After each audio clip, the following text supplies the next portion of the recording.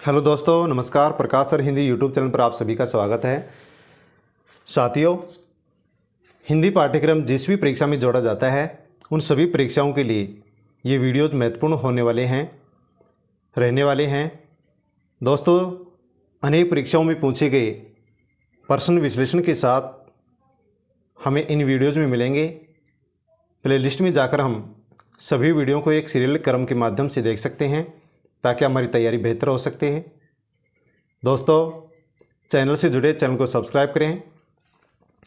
हिंदी पाठ्यक्रम वे परीक्षाएं जिनके लिए ये सभी वीडियो अति महत्वपूर्ण हैं। दोस्तों, जैसे PGT, TGT, TRT, net, set, first grade, second grade, third grade, LDC भर्ती, एसएससी, पटवारी, ग्राम सेवक, एमए, बीए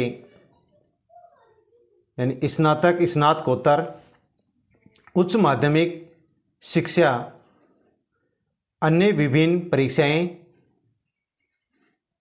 जिनमें हिंदी से संबंधित पाठ्यक्रम सिलेबस शामिल किया जाता है, इन सभी परीक्षाओं के लिए या अन्य वे परीक्षाएं जिनमें हिंदी का पाठ्यक्रम सम्मिलित किया जाता है, उन सभी परीक्षाओं के लिए विश्लेषण सहित ये प्रश्नोत्तर बहुत ही महत्वपूर्ण रहने वाले हैं, उपयोगी रहने वाले हैं। दोस्तों, पहले वीडियो में पार्ट फर्स्ट में भाषा विज्ञान से संबंधित प्रश्नोत्तर पढ़ेंगे विश्लेषण के साथ में। हिंदी की विभाषाएं, शब्द संपदा, ध्वनियाँ, देवनागरी लिपि, नामकरण, विकास, विशेषताएं, सीमाएं एवं सुधार के प्रयत्न, इन सभी बिंदुओं से संबंधित महत्वपूर्ण प्रश्न जो कि पिछली परीक्षा में पूछे गए हैं, उनको विश्लेषण के साथ हम यहाँ पर पढ़ेंगे। पहला बिंदु है सिद्धांत एवं भाषा बोली, और हमारा पहला प्रश्न है, हिंदी इसी मिट्टी की बोली है और अरबी या फारसी से अधिक जनमानस के निकट है, किस भाषाविद का मत है?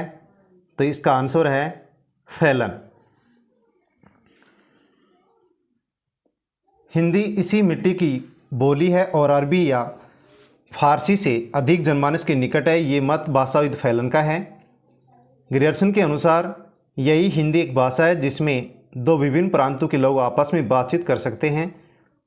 ये भारत में सर्वत्र समझी जाती है। 1901 की जनगणना की रिपोर्ट के अनुसार हिंदी के पास ऐसा शब्दकोश और अभिव्यक्ति की ऐसी सामर्थ्य है जो अंग्रेजी से किसी प्रकार कम नहीं है। हिंदी भाषा के बारे में फैलन ने लिखा था कि हिंदी इस मिट्टी की बोली है, अरबी फारसी से अधिक जनमानस के निकट है। ग्रियर्सन का मत है कि हिंदी एक ऐसी भाषा है जो दो प्रांतों के लोगों को आपस में बातचीत कराती है और भारत में सभी जगह हिंदी भाषा समझी जाती है। 1901 की जनगणना रिपोर्ट में भी कहा गया कि हिंदी के पास ऐसा सक्षम शब्दकोश और अभिव्यक्ति है जो कि किसी भी प्रकार से अंग्रेजी भाषा से कम नहीं है।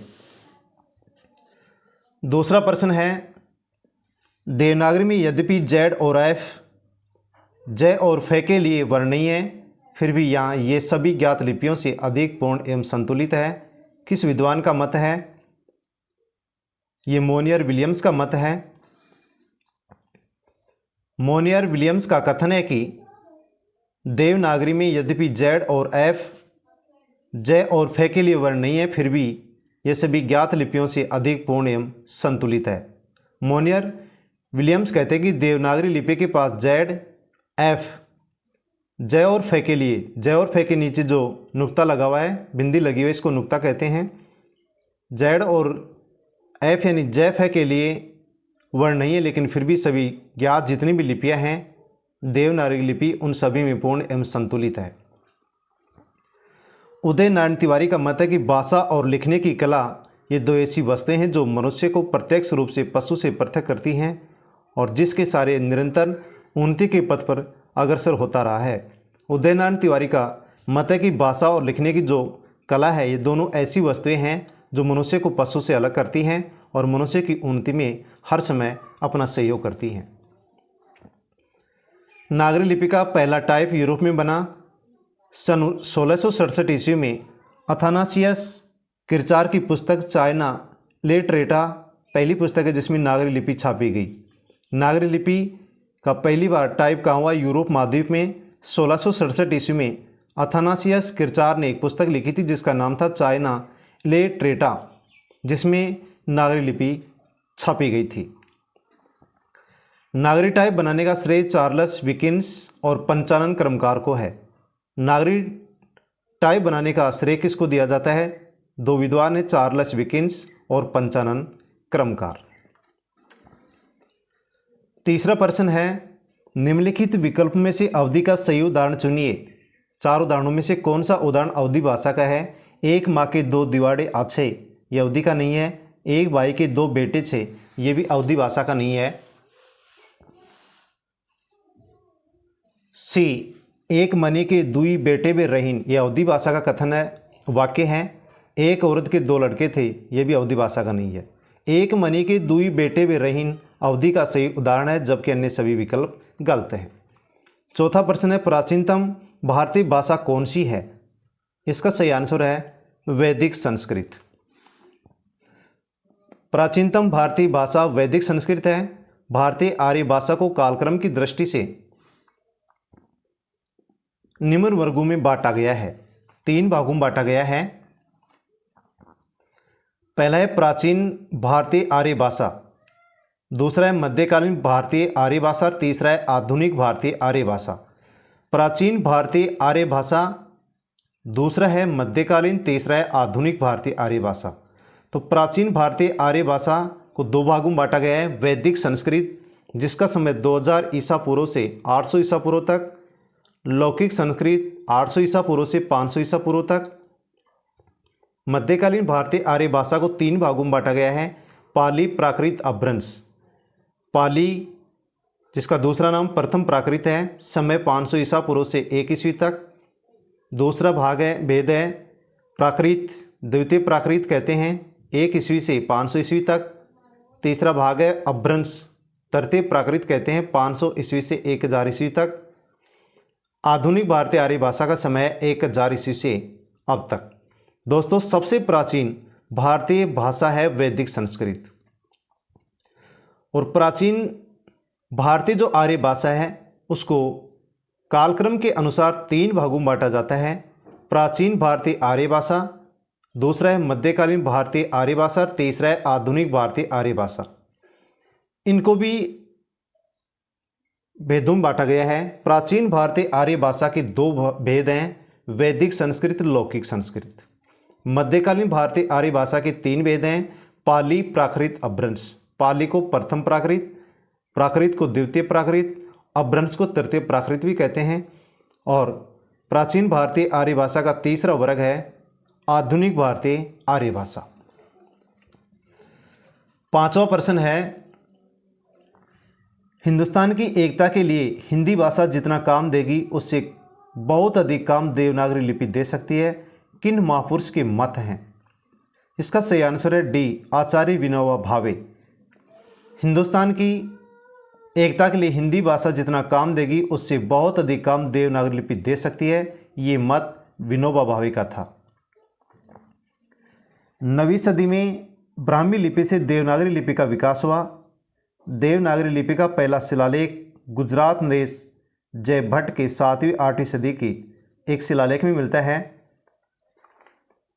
भारत की संविधान सभा में 9 सितंबर 1949 ईस्वी को संविधान की 8वीं अनुसूची और अनुच्छेद 343(1) में हिंदी को राजभाषा और देवनागरी लिपि को उसकी लिपि बनाई।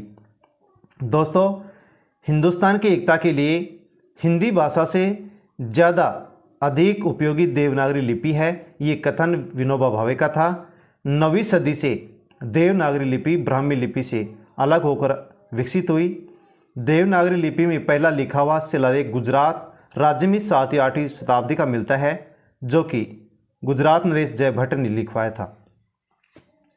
भारत का संविधान जब लिखा गया तो 9 सितंबर 1949 ईस्वी में संविधान की 8वीं अनुसूची में अनुच्छेद 343(1) में हिंदी को राजभाषा और देवनागरी लिपि को लिपि बनाया गया, घोषित किया गया। नंबर 6 पर प्रश्न है, ब्रजभाषा का केंद्रीय क्षेत्र कहाँ है? ब्रजभाषा का केंद्रीय क्षेत्र कहाँ है? इसका सही आंसर है साथियों मथुरा। ब्रजभाषा का केंद्रीय क्षेत्र कहाँ है? इसका सही आंसर है डी, मथुरा।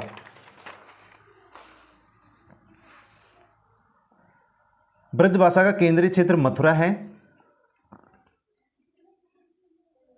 ब्रजभाषा सौरसेनी अपभ्रंश से विकसित सबसे बड़ी बोली है। ब्रज बोली आगरा, मथुरा और अलीगढ़ में विशुद्ध रूप से बोली जाती है, जबकि एटा, मैनपुरी, बदायूं, फिरोजाबाद, बरेली, गुड़गांव, ग्वालियर और भरतपुर में मिश्रित रूप में बोली जाती है। ब्रज का सर्वप्रथम प्रयोग बोली के अर्थ में अमीर खुसरो ने किया, परंतु डॉक्टर धीरेन्द्र वर्मा ने लिखा ब्रजभाषा शब्द का पहला प्रयोग भिखारी दास ने किया। साहित्य में 13वीं सदी से ब्रजभाषा का प्रयोग निरंतर होने लगा। तो ब्रजभाषा का केंद्रीय क्षेत्र है मथुरा। ब्रजभाषा सौरसेनी अपभ्रंश से विकसित एक सबसे बड़ी बोली है। ब्रजभाषा का मुख्य क्षेत्र है आगरा, मथुरा, अलीगढ़ में। इसके अलावा अन्य और भी क्षेत्र हैं जहाँ पर ब्रजभाषा बोली जाती है, जैसे एटा, मैनपुरी, बदायूं, फिरोजाबाद, बरेली, गुड़गांव, ग्वालियर और भरतपुर, जो कि राजस्थान में अवस्थित है। ब्रजभाषा में सबसे पहले ब्रज बोली का सबसे पहले प्रयोग अमीर खुसरो ने किया था, लेकिन डॉक्टर धीरेन्द्र वर्मा लिखते हैं कि ब्रजभाषा शब्द का सबसे पहले प्रयोग भिखारी दास ने किया था। यानी कि ब्रज का सबसे पहले बोली के अर्थ में प्रयोग अमीर खुसरो ने किया था, लेकिन डॉक्टर धीरेन्द्र वर्मा कहते हैं कि ब्रजभाषा शब्द का पहली बार प्रयोग भिखारी दास ने किया था। और साहित्य में 13वीं सदी में आकर के ब्रजभाषा का प्रयोग लगातार होने लग गया था। 7वां प्रश्न है, इनमें से कौन सी भाषा देवनागरी लिपि के अंतर्गत नहीं आती है? बांग्ला नहीं है, यानी देवनागरी लिपि के अंतर्गत कोंकणी भाषा, संस्कृत भाषा, गुजराती भाषा आती है। बांग्ला भाषा देवनागरी लिपि के अंतर्गत नहीं आती है। बांग्ला लिपि पूर्वी नागरी लिपि का एक परिमार्जित रूप है, जिसे बांग्ला भाषा, असमिया या विष्णुप्रिया, मणिपुरी लिखने के लिए प्रयोग किया जाता है। पूर्वी नागरी लिपि का संबंध ब्राह्मी लिपि के साथ है। संस्कृत, हिंदी, मराठी, कोंकणी, नेपाली, गढ़वाली आदि भाषाएं देवनागरी लिपि में लिखी जाती हैं। देवनागरी लिपि में लिखी जाने वाली भाषाएं कौन कौन सी हैं? संस्कृत भाषा है, हिंदी, मराठी, कोंकणी, नेपाली, गढ़वाली आदि भाषाएं हैं। बांग्ला जो लिपि है उसका पूर्वी नागरी लिपि का रूप था, वो परिमार्जित हुआ, और बांग्ला भाषा जो कि उसके पास में असमिया या विष्णुप्रिया, मणिपुरी, इनको लिखने के लिए प्रयोग किया जाता था। 8वां प्रश्न है, नेपाली भाषा की लिपि क्या है? सही आंसर है देवनागरी लिपि। नेपाली भाषा की लिपि देवनागरी लिपि है। संस्कृत, हिंदी, मराठी, नेपाली आदि भाषाएं देवनागरी लिपि में लिखी जाती हैं। देवनागरी लिपि का विकास ब्राह्मी लिपि से हुआ है। चित्रलिपि ऐसी लिपि को कहा जाता है जिसमें ध्वनि प्रकट करने वाली अक्षरमाला की बजाय अर्थ प्रकट करने वाले भाव चित्र इडियोग्राम होते हैं। गुरुमुखी लिपि में पंजाबी भाषा लिखी जाती है। गुरुमुखी का अर्थ गुरुओं के मुख से निकली हुई।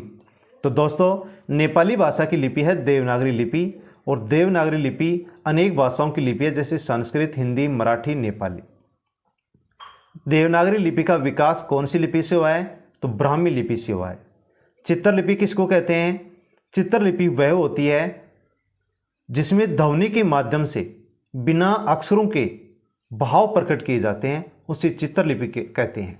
यानी चित्रों के माध्यम से जब भाव प्रकट इंसान करता है, मनुष्य करता है, तो उसको चित्रलिपि कहते हैं। गुरुमुखी लिपि पंजाबी भाषा की लिपि है, जिसका अर्थ होता है गुरुओं के मुख से निकली हुई। 9वां प्रश्न है, ग्रीक वासियों ने भारत के लिए कौन सा शब्द प्रयुक्त किया? सही आंसर है ए, इंडिया। ग्रीक वासियों ने भारत के लिए इंडिया शब्द का प्रयोग किया?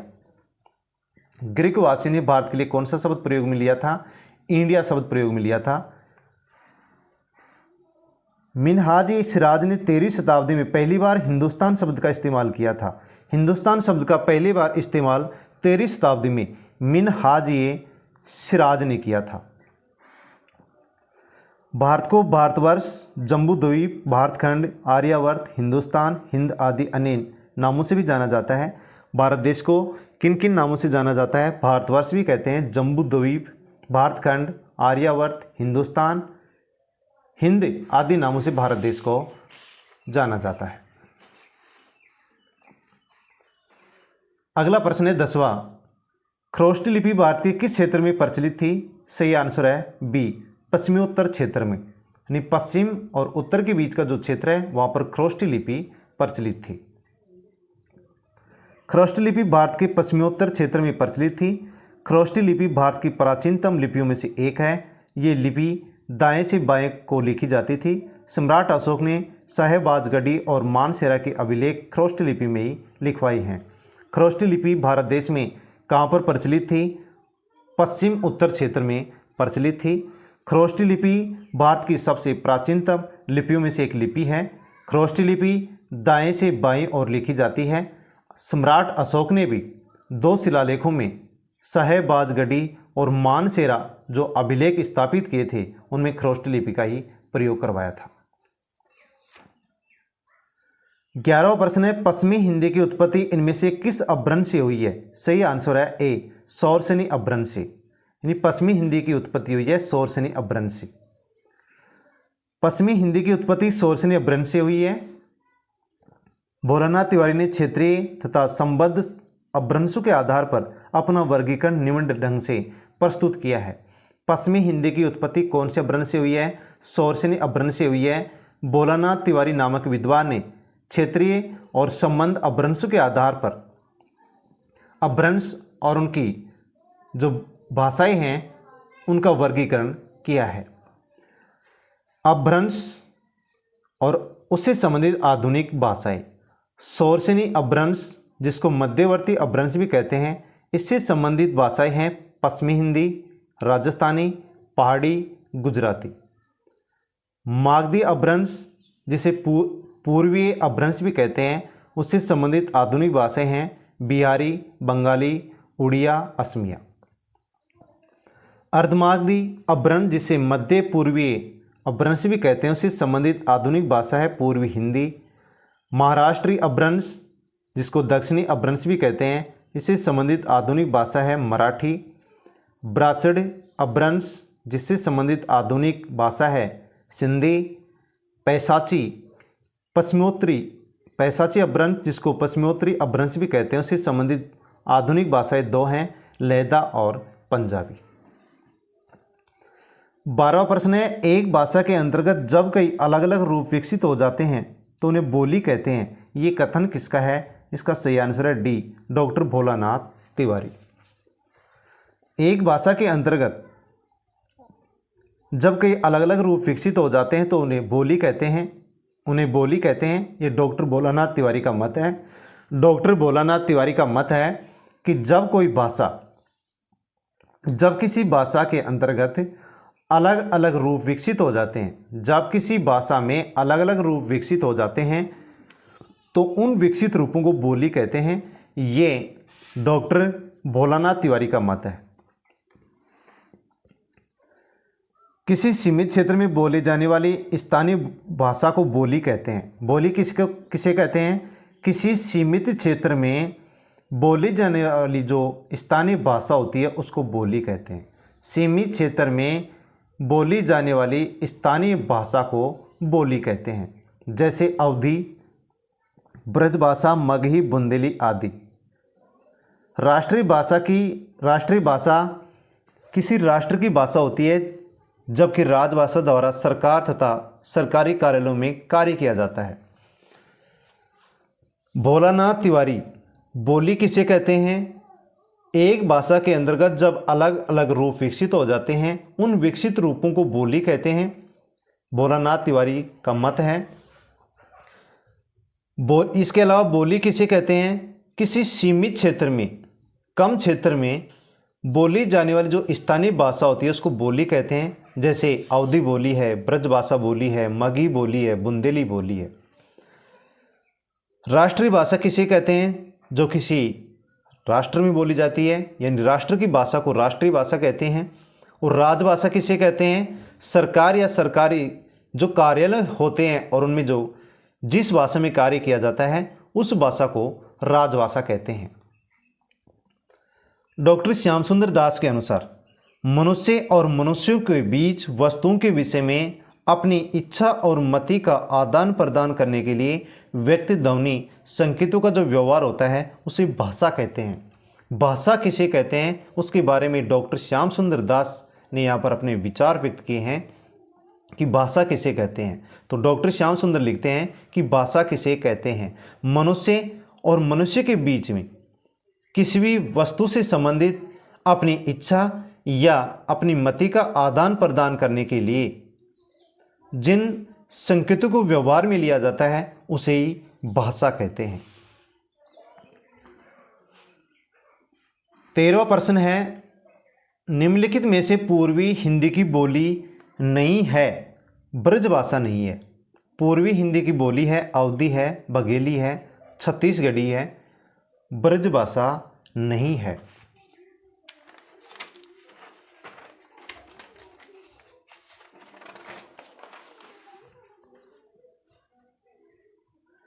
निम्न में से पूर्वी हिंदी की बोली ब्रजभाषा नहीं है, ब्रजभाषा पश्चिमी हिंदी की बोली है।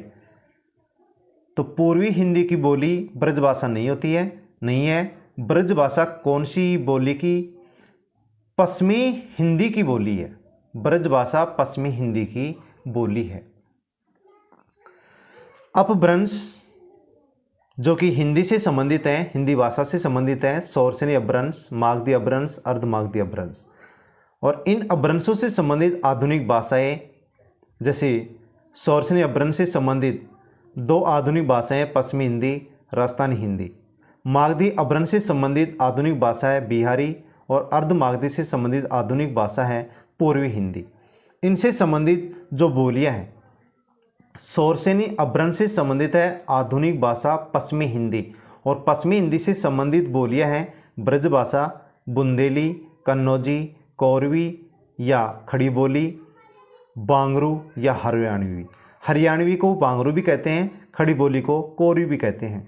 मारवाड़ी, जयपुरी, मेवाती। शौर्सनी अपभ्रंश से संबंधित आधुनिक दूसरी भाषा है राजस्थानी हिंदी,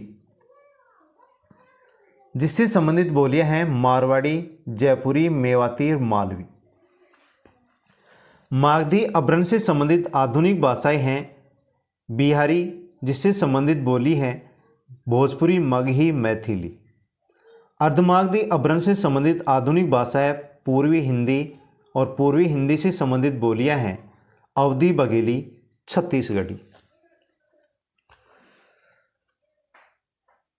14वां प्रश्न है, निम्नलिखित में से कौन सी भाषा सामी भाषाओं में शामिल नहीं है? डी, फारसी भाषा नहीं है। फारसी सामी भाषाओं में शामिल नहीं है। बहुरूपीय भाषा परिवार विश्व में बोली जाने वाली भाषाओं में सर्वप्रथम भाषा परिवार है। इसके बोलने वालों की संख्या विश्व में सबसे ज़्यादा है। इस प्रकार परिवार की प्रमुख भाषाएं हैं। फारसी सामी भाषाओं की फारसी भाषा सामी भाषाओं में शामिल नहीं है। बहुरूपी जो भाषा परिवार है वो विश्व के अंदर बोली जाने वाली सभी भाषाओं में एक सर्वप्रमुख भाषा परिवार है। इसमें अनेक भाषाएं हैं, जो कौन कौन सी हैं? संस्कृत, पाली, प्राकृत, अपभ्रंश, हिंदी, बंगाली, फारसी, ग्रीक, लैटिन, अंग्रेजी, रूसी, जर्मन, पुर्तगाली, इतालवी आदि। यानी बहुरूपीय जो भाषा परिवारों से संबंधित ये भाषाएं हैं।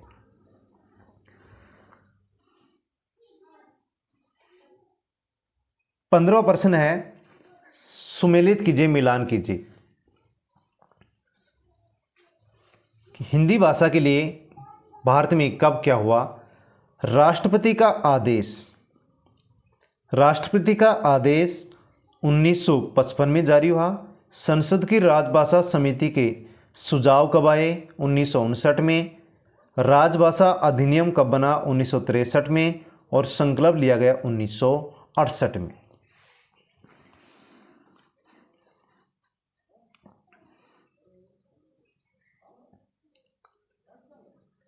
सूची फर्स्ट के साथ सूची सेकंड का सही मिलान। राष्ट्रपति का आदेश जारी कब हुआ? 1955 में। संसद की राजभाषा समिति के सुझाव कब आए? 1959 में। राजभाषा अधिनियम कब बना? 1963 में। संकल्प कब लिया गया? 1968 में। पहला पॉइंट है, राष्ट्रपति राजेंद्र प्रसाद ने सन 1955 ईस्वी में बाल गंगाधर खेर यानी बीजी खेर की अध्यक्षता में राजभाषा आयोग का गठन किया। इस आयोग में 21 सदस्य थे। 1955 में राजेंद्र प्रसाद राष्ट्रपति ने बाल गंगाधर खेर यानी बीजी खेर की अध्यक्षता में राजभाषा आयोग का गठन किया था 1955 में, जिसमें 21 सदस्य थे। दूसरा पॉइंट है, संयुक्त संसदीय समिति में 30 सदस्य थे, जिनमें लोकसभा के 20 तथा राज्यसभा के 10 सदस्य थे। इसने अपना प्रतिवेदन 1959 ईस्वी में दिया था। संयुक्त संसदीय समिति में 30 सदस्य थे, जिनमें से लोकसभा के 20, राज्यसभा के 10 सदस्य थे। और इस संयुक्त संसदीय समिति ने 1959 ईस्वी में अपना प्रतिवेदन सौंपा था।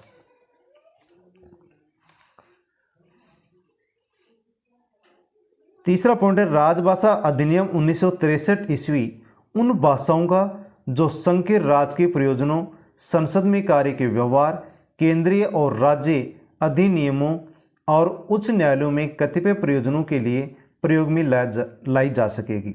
राजभाषा अधिनियम 1963 ईस्वी में पारित किया गया, जो कि संघ के जो राजकीय प्रयोजन हैं, संसद के जो कार्य व्यवहार हैं, केंद्रीय और राज्यों की जो अधिनियम है या जो न्यायालय हैं, उनमें कौन सी भाषा किस प्रकार से प्रयुक्त होगी, उसका निर्णय लिया गया।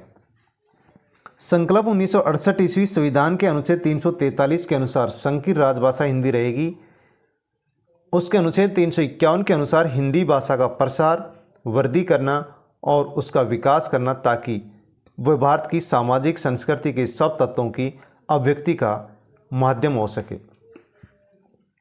तो हिंदी भाषा के लिए संकल्प लिया गया 1968 ईस्वी में, क्योंकि संविधान के अनुच्छेद 343 में संघ की राजभाषा हिंदी घोषित की गई और लिपि देवनागरी घोषित की गई। अनुच्छेद 351 में ये भी लिखा गया कि हिंदी भाषा का प्रसार, वृद्धि और इसका विकास किया जाएगा, ताकि भारत देश की जो सामाजिक संस्कृति है, उसके सबके सब जो तत्व हैं वो इसके माध्यम से अभिव्यक्त हो सके। 16वां प्रश्न है, उच्चारण स्थानशीय वर्ण का मिलान कीजिए। ओष्ठ्य वर्ण कौन सा है? प, दंते त, कंठे ग और तालव्य है च। कौन सा वर्ण कहाँ से बोला जाता है? वर्णों के उच्चारण स्थान का सही सुमेल है। ओष्ठ्य वर्ण प ओष्ठ्य वर्ण है, त दंते वर्ण है, ग कंठे वर्ण है और च तालव्य वर्ण है। 17वां प्रश्न, कामता प्रसाद गुरु के अनुसार निम्नलिखित का हिंदी भाषा की उत्पत्ति के अनुसार सही क्रम कौन सा है? तो इसका सही क्रम है ए 1 2 3 4, यानी सौरसेनी, इसके बाद में विकसित हुई नागर अपभ्रंश, फिर पश्चिमी हिंदी और उसके बाद में विकसित हुई वर्तमान हिंदी। कामता प्रसाद गुरु के अनुसार हिंदी भाषा की उत्पत्ति का सही अनुक्रम निम्नलिखित है। पहला है, सबसे पहले उत्पत्ति हुई सौरसेनी, फिर नागर अपभ्रंश, फिर पश्चिमी हिंदी, फिर वर्तमान हिंदी। ये कामता प्रसाद गुरु के अनुसार हिंदी भाषा की उत्पत्ति का अनुक्रम है। इन चार के अलावा जो और कौन कौन सी भाषाएं जिनका क्रम कामता प्रसाद गुरु के अनुसार हम जान सकते हैं कि सबसे पहले विकसित भाषा है प्राचीन संस्कृत, दूसरी है लौकिक संस्कृत, उसके बाद में पहली प्राकृत, फिर है दूसरी प्राकृत जिसको पाली कहते हैं। उसके आगे 5वें नंबर पर विकसित हुई सौरसेनी, छठे नंबर पर अर्धमागधी, 7वीं पर मागधी, 8वीं पर नागर अपभ्रंश, 9 पर अर्धमागधी अपभ्रंश, 10 पर पश्चिमी हिंदी, 11 में पूर्वी हिंदी और 12 नंबर पर विकसित हुई वर्तमान हिंदी। यानी वर्तमान हिंदी की उत्पत्ति हुई है, उससे पहले कौन कौन सी भाषाओं की उत्पत्ति हुई है और किस क्रम में हुई है, कामता प्रसाद गुरु ने अपना मत रखा है। तो सबसे पहले विकसित भाषा है, सबसे पहले उत्पत्ति होने वाली भाषा है प्राचीन संस्कृत, फिर लौकिक संस्कृत, उसके बाद में पहली प्राकृत, दूसरी प्राकृत जिसको पाली, उसके बाद में सौरसेनी, फिर अर्धमागधी, फिर मागधी, फिर नागर अपभ्रंश, फिर अर्धमागधी अपभ्रंश, फिर पश्चिमी हिंदी, फिर पूर्वी हिंदी और वर्तमान हिंदी। 18वां प्रश्न है, अवहट में शिक्षा शब्द के लिए कौन सा रूप मिलता है? अवहट में शिक्षा शब्द के लिए कौन सा रूप मिलता है? तो अवहट के लिए, अवहट भाषा में शिक्षा शब्द के लिए सिक्का शब्द मिलता है। अवहट में शिक्षा शब्द के लिए सिक्का रूप मिलता है। अपभ्रंश के ही परवर्ती रूप को अवहट नाम दिया गया है। 11वीं से लेकर 14वीं सदी के अपभ्रंश रचनाकारों ने अपनी भाषा को अवहट कहा है। विद्यापति की कीर्तिलता, कीर्ति पताका तथा अब्दुल रहमान की संदेश राशि की भाषा अवहट है। यानी अवहट भाषा में शिक्षा शब्द के लिए कौन सा शब्द मिलता है? तो अवहट भाषा में शिक्षा शब्द के लिए शिक्षा शब्द मिलता है, शिक्षा। अपभ्रंश के साथ साथ ही एक अपभ्रंश का जो परवर्ती रूप था, अपभ्रंश का जो परवर्ती रूप था, अपभ्रंश का जो बाद का रूप था, उसको अवहट भाषा कहते हैं। ये अवहट भाषा 11वीं से लेकर के 14वीं सदी तक अवहट भाषा का रूप ले चुकी थी, जिसके प्रमुख 2 विद्वान थे, विद्यापति और अब्दुल रहमान। विद्यापति ने अवहट भाषा में 2 रचनाएं लिखी हैं, कीर्तिलता और कीर्ति पताका। अब्दुल रहमान ने अवहट भाषा में रचना लिखी है, संदेश राशक। 19वां प्रश्न है, अपभ्रंश की उत्तरकालीन अवस्था का नाम है अवहट। अपभ्रंश की उत्तरकालीन अवस्था का नाम अवहट है। इनका विकास क्रम इस प्रकार है, संस्कृत, पाली, प्राकृत, अपभ्रंश, अवहट। यानी अवहट भाषा का जो विकास हुआ है वो उत्तरकालीन अवस्था में हुआ है। और अवहट का विकास किस प्रकार से हुआ? पहले संस्कृत का, फिर पाली, फिर प्राकृत, फिर अपभ्रंश और अपभ्रंश के बाद में अवहट का विकास हुआ। 20वां प्रश्न है, राहुल शंकरत्याल ने खड़ी बोली को क्या नाम दिया? इसका सही आंसर है कोरवी। यानी खड़ी बोली को कोरवी भी कहते हैं। किसने कहा? राहुल शंकरत्याल ने। राहुल शंकरत्याल ने खड़ी बोली को कोरवी नाम दिया है। हिंदी की प्रमुख बोलियों की नामकरणकर्ता निम्न है। हिंदी खड़ी बोली को कोरवी भाषा किसने कहा? राहुल शंकरत्याल ने कहा। अन्य बोलियों जिनके नामकरण करता है, ब्रजबुली ईश्वर चंद्र गुप्त ने रखा था नाम, डिंगल नाम बांकीदास ने रखा था, बिहारी नाम गिरियर्सन ने रखा था, भोजपुरी नाम रेमंड ने रखा था। 21वां प्रश्न है, पूर्वी हिंदी की बोली नहीं है, तो बुंदेली नहीं है। पूर्वी हिंदी की बोली है बघेली, अवधी, छत्तीसगढ़ी। पूर्वी हिंदी की बोली बुंदेली नहीं है। बुंदेली पश्चिमी हिंदी की बोली है, जबकि अवधी, बघेली तथा छत्तीसगढ़ी पूर्वी हिंदी की बोलियां हैं। पश्चिमी हिंदी के अंतर्गत बोलियां हैं कोरवी, जिसको खड़ी बोली कहते हैं, हरियाणवी जिसको बांगरू भी कहते हैं, बुंदेली ब्रजभाषा कन्नौजी। तो बुंदेली पश्चिमी हिंदी की बोली है और अवधी, बघेली, छत्तीसगढ़ी पूर्वी हिंदी की बोलियां हैं और पश्चिमी हिंदी की बोलियां हैं कोरवी, जिसको खड़ी बोली कहते हैं, राहुल शंकरत्याल ने कहा था, हरियाणवी जिसको बांगरू कहते हैं, बुंदेली ब्रजभाषा कन्नौजी। तो पश्चिमी हिंदी की बोली है बुंदेली और पूर्वी हिंदी की बोली है अवधी, बघेली, छत्तीसगढ़ी। पश्चिमी हिंदी की बोलियां हैं कोरवी, हरियाणवी, बुंदेली, ब्रजभाषा और कन्नौजी। 22वां प्रश्न है, पूर्वी हिंदी का विकास किससे हुआ है? इसका सही आंसर है अर्धमागधी से।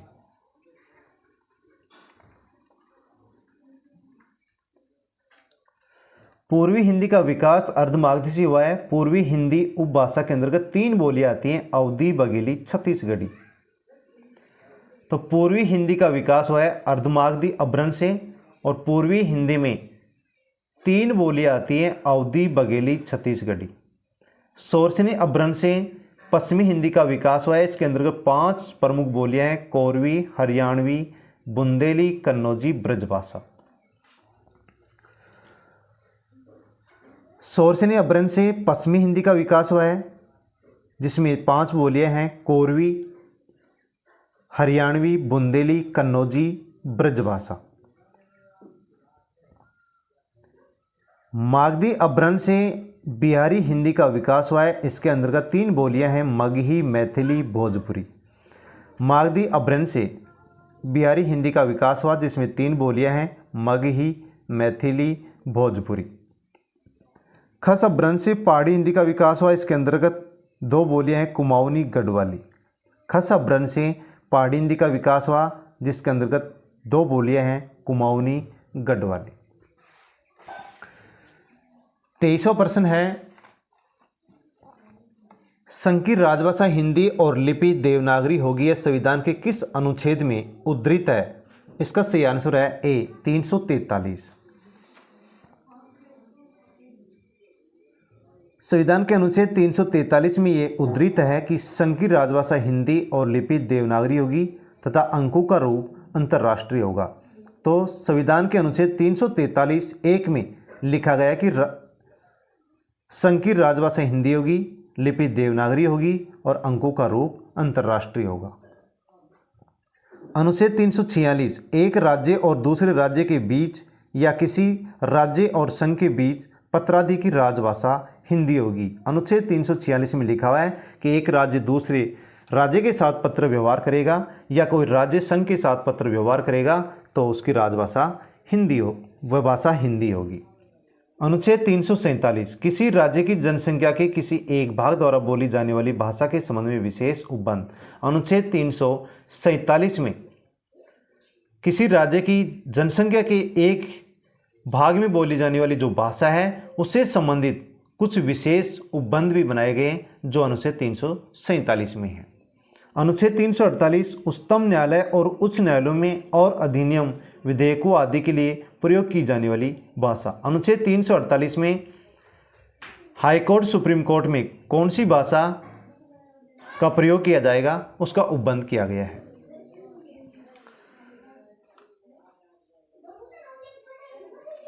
चौबीसवां प्रश्न है, खड़ी बोली हिंदी का विकास किस अपभ्रंश से हुआ है? इसका सही आंसर है शोरसेनी ए। खड़ी बोली हिंदी का विकास शोरसेनी अपभ्रंश से हुआ है।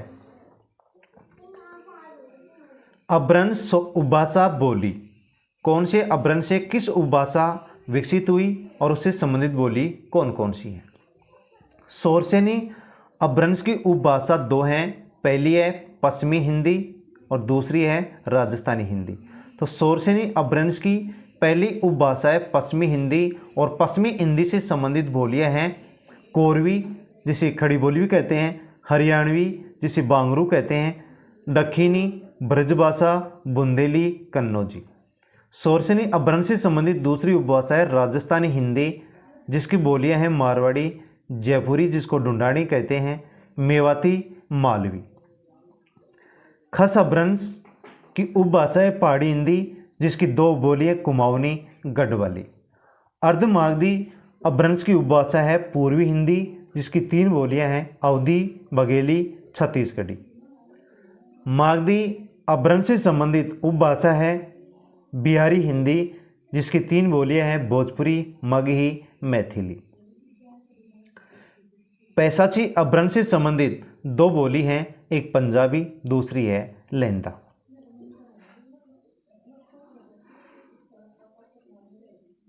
पच्चीसवां प्रश्न है, पाली में प्राकृत का जो रूप था उसका विकास इनमें से किन 3 शाखाओं में हुआ है? इसका सही आंसर है ए शोरसेनी, मागधी, महाराष्ट्री।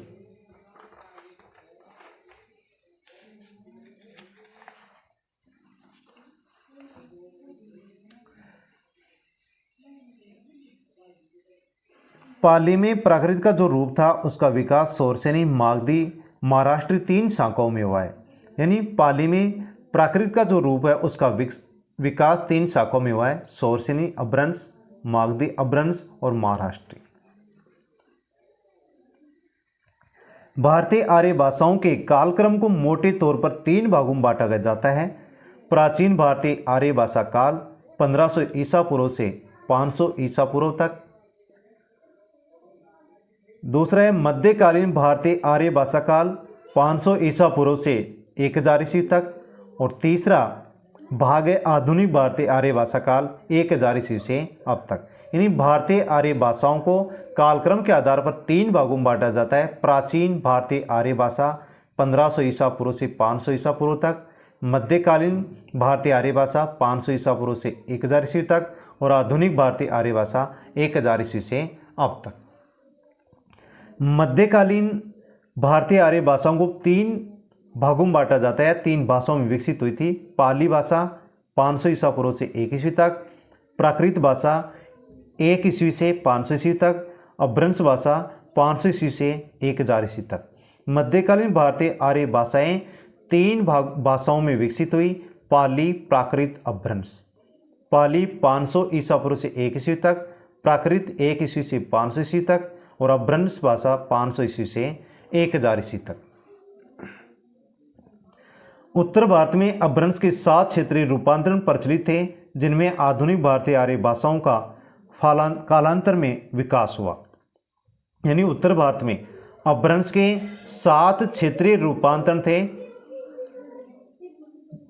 जिनमें आधुनिक भारतीय आर्य भाषाओं का विकास हुआ है। वो कौन कौन से हैं? सोरसेनी अपभ्रंश, जिसकी 3 उपभाषाएं हैं, पश्चिमी हिंदी, राजस्थानी हिंदी, गुजराती। पैशाची अपभ्रंश, जिसकी 2 उपभाषाएं हैं, पंजाबी, लैंदा। ब्राचड़ अपभ्रंश, सिंधी। खच अपभ्रंश, पहाड़ी हिंदी। महाराष्ट्री अपभ्रंश, मराठी। अर्धमागधी अपभ्रंश, पूर्वी हिंदी। और मागधी अपभ्रंश, बिहारी, बांग्ला, उड़िया, असमिया। प्राकृत भाषा के 5 प्रमुख भेद थे: सोरसेनी प्राकृत, पैशाची प्राकृत, महाराष्ट्री प्राकृत, अर्धमागधी प्राकृत और मागधी प्राकृत। प्रश्न संख्या 26, देवनागरी लिपि में मूल लिपि चिन्ह हैं? इसका सही आंसर है 45। देवनागरी लिपि में मूल लिपि चिन्ह 45 हैं।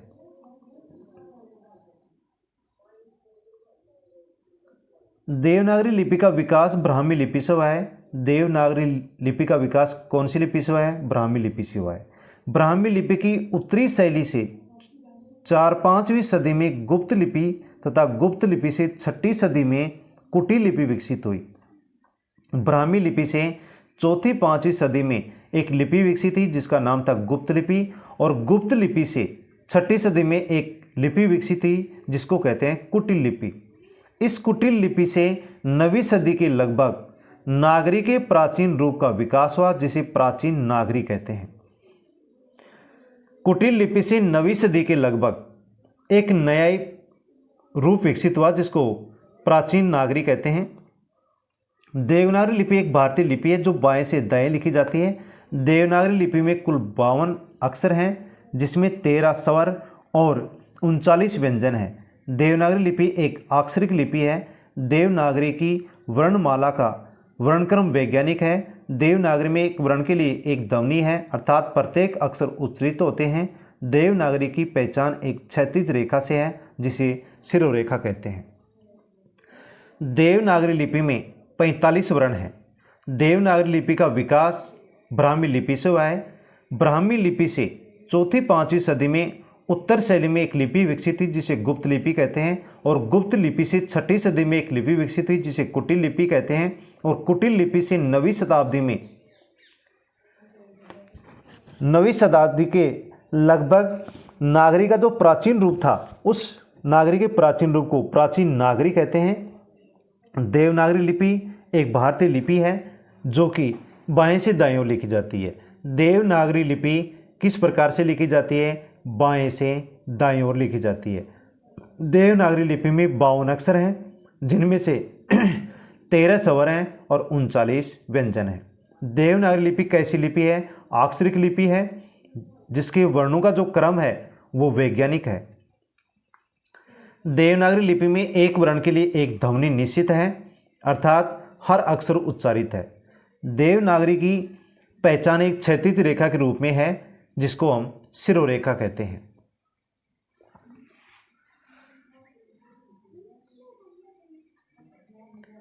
सत्ताईसवां प्रश्न है, खड़ी बोली का एक नाम यह भी है। खड़ी बोली का दूसरा नाम क्या है? कोरवी है। खड़ी बोली का एक अन्य नाम कोरवी भी है। ये नाम राहुल शंकरत्यान का दिया है।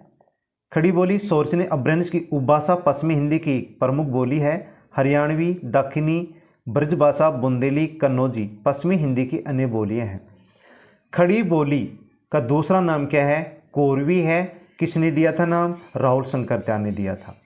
खड़ी बोली सोर्चनी अपभ्रंश की पश्चिमी हिंदी उपभाषा की एक बोली है और इसके साथ अन्य बोलियां हैं। हरियाणवी है, यानी कि सोर्चनी अपभ्रंश से एक उपभाषा विकसित हुई पश्चिमी हिंदी, और पश्चिमी हिंदी की बोलियां हैं हरियाणवी, जिसको बांगरू भी कहते हैं, दक्षिणी, ब्रजभाषा, बुंदेली, कन्नौजी, खड़ी बोली, जिसका नाम कोरवी भी है, जो नाम दिया था राहुल शंकरत्यान ने।